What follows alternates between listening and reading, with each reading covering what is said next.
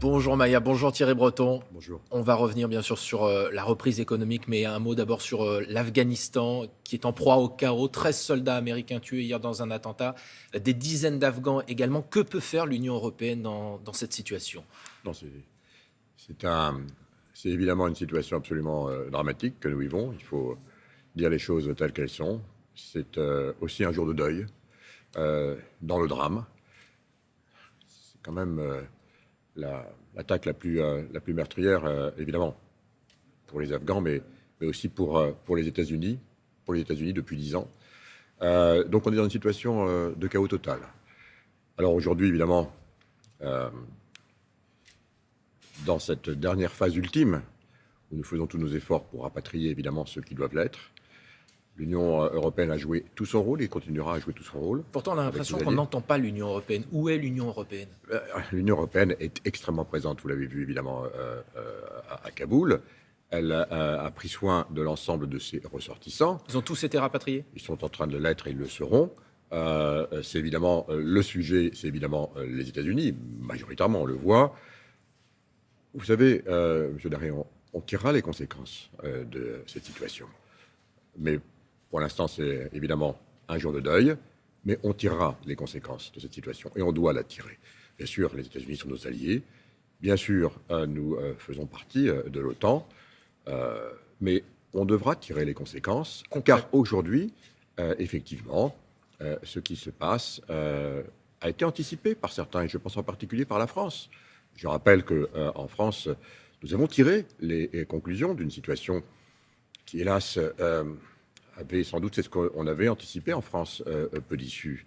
Dès 2014, vous vous en souvenez, on a commencé à rapatrier l'ensemble de nos compatriotes français, mais aussi de ceux qui ont travaillé pour aider l'armée française. Mais on voit qu'on est bien totalement avant, dépendant des États-Unis. Bien avant, et là où vous avez raison, en ce qui concerne la logistique, en ce qui concerne, par exemple, le contrôle aérien, nous sommes dépendants des États-Unis, mais depuis, comme vous le savez, depuis le nouveau mandat, et je suis moi-même commissaire européen, en charge notamment, vous le savez, de la défense. C'est une première dans l'histoire européenne. J'ai en charge la mise en œuvre d'un fonds européen de défense où nous finançons des infrastructures. On va devoir évidemment accélérer la mutualisation de nos équipements, y compris pour des opérations dont nous étions dépendants auparavant des États-Unis. C'est plus possible aujourd'hui. L'Europe va prendre sa responsabilité, son leadership, c'est une première. On en discutera du reste la semaine prochaine à Ljubljana avec l'ensemble des ministres de la Défense, et j'y serai évidemment, car il faut évidemment désormais continuer à avancer. Bien sûr, on continuera à être membre de l'OTAN, bien entendu, bien sûr avec nos alliés américains, mais plus que jamais, l'Europe doit prendre sa responsabilité en matière de défense désormais. Est-ce qu'il faut établir des relations diplomatiques avec les talibans, reconnaître leur régime? Écoutez, les relations avec l'Afghanistan perdureront.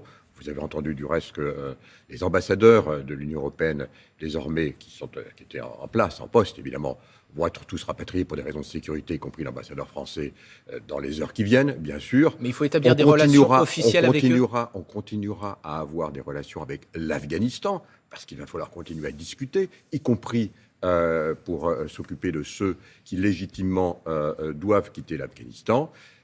Et on verra ensuite, avec les talibans, ce qui se passe. Venons-en à la situation sanitaire. Beaucoup de pays, notamment européens, envisagent une dose de rappel, une troisième dose pour certains. Ça veut dire besoin de plus de vaccins.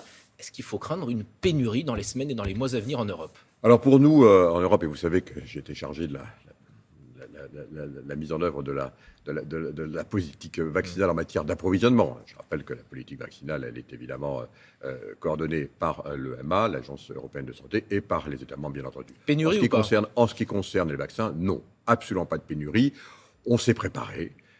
Nous fabriquons, il faut quand même le dire, aujourd'hui nous sommes désormais le premier continent en matière de fabrication de vaccins qui fonctionnent, et notamment ces fameux vaccins à ARN messager. On en produit à peu près la moitié pour nous et pour nos concitoyens européens, et la moitié pour le reste du monde. On est les seuls à le faire du reste, je tiens à le rappeler. Nous fabriquons 300 millions de doses par mois désormais.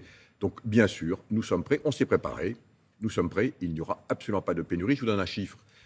Sur le seul second semestre, nous allons livrer aux États membres, aux 27 États de l'Union européenne, de notre continent, près d'1 milliard de doses, 950 millions pour être très précis. Donc non, il n'y aura pas de pénurie, on s'est préparé. Et je le redis, le vaccin est la solution. Nous avons anticipé effectivement que ce serait peut-être une bonne chose d'avoir une troisième dose. Même Rappel, si on la peut Commission, pour l'instant, est assez prudente. Elle dit c'est pas recommandé par dire. l'agence. On s'est préparé, c'est notre rôle et c'est mon rôle à moi qui suis en charge évidemment, qui suis en charge de l'approvisionnement. On a donc aujourd'hui tout ce qu'il faut pour le faire et évidemment l'EMA va donner son avis. Les agences de santé nationales Également. le font aujourd'hui. En un mot, pas de nouveau contrat avec AstraZeneca? Pour l'instant, AstraZeneca n'a pas encore livré ce qu'il doit nous livrer. On attend qu'il nous livre le solde. Il y a une centaine de millions encore que nous attendons, puis on verra après. C'est terminé de ce vaccin ensuite dans l'Union européenne, c'est ce que vous voulez nous dire. Le vaccin fonctionne bien, mais chacun doit respecter ses engagements, AstraZeneca comme les autres. Jusqu'à quand le passeport sanitaire européen sera nécessaire pour se déplacer dans l'Union? Écoutez, là encore, on l'a mis en place et dans des conditions extrêmement rapides. On a vu que ça fonctionne bien, on a vu que ça nous a permis d'être mobiles. C'est très important, évidemment. D'abord, c'était important pour la saison touristique, je dois le dire, qui a été quand même, il faut dire les choses comme elles sont, un succès dans cette situation inédite, parce que ça nous a permis, encore une fois, de nous mouvoir. Mais jusqu'à quand sera nécessaire? Tout en respectant, je dirais, les autres et en assurant la sécurité de chacun. On va voir. Aujourd'hui, par exemple, en France, on sait que c'est jusqu'au 15 novembre. Si c'est nécessaire, il faudra évidemment continuer. On est prêt. On va en discuter. Je pense encore une fois que la situation aujourd'hui, elle est évidemment bien meilleure qu'elle ne l'était. On est, je tiens à le dire, on est à près de 70% de la population européenne totalement vaccinée. Ce qui fait de notre continent le premier continent, de très loin. Donc, je vais presque dire qui le dit. Et il y a quelques mois, c'est très nécessaire. On va continuer à aller au-delà. Et puis on verra, parce que quand on dit 70%, ça veut dire qu'il y en a encore un certain nombre de nos concitoyens qui ne sont pas vaccinés. Et on sait que c'est parmi ceux-ci que les risques demeurent. Risque évidemment pour eux, mais risque aussi de voir émerger des variants. Donc il faut continuer la campagne vaccinale. L'immunité collective, ça reste un objectif atteignable ou avec les variants, c'est inatteignable? L'immunité collective, évidemment, c'est un concept qui est à la main. Vous aviez dit mi-juillet au début. J'avais dit effectivement qu'à mi-juillet, on aurait pu fournir, on se préparait à fournir 70%, de quoi vacciner 70% de la population adulte. On l'a fourni dès le 9 juillet, donc on était en avance sur notre objectif.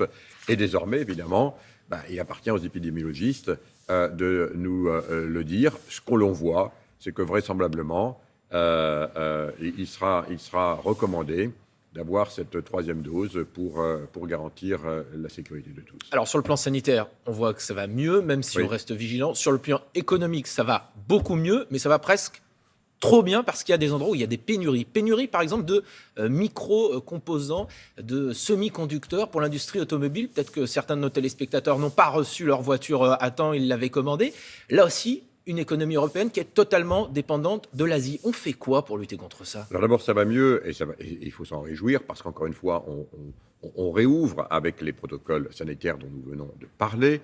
Ça va mieux aussi quand on se compare par rapport à l'année dernière, parce que l'année dernière, on était évidemment dans un trou, donc quand on se compare par rapport à une année sur l'autre, je dirais que c'est normal, mais il faut continuer. On n'est pas encore dans une situation où on a rattrapé l'impact de la crise et nos compatriotes le voient. Maintenant, c'est vrai que la crise a mis en évidence une trop grande vulnérabilité ou dépendance, on va dire, dans certains éléments critiques. On a parlé évidemment des composants pharmaceutiques, on a comblé, on est maintenant pratiquement la pharmacie du monde en moins d'un an, donc on a su le faire avec 55 usines.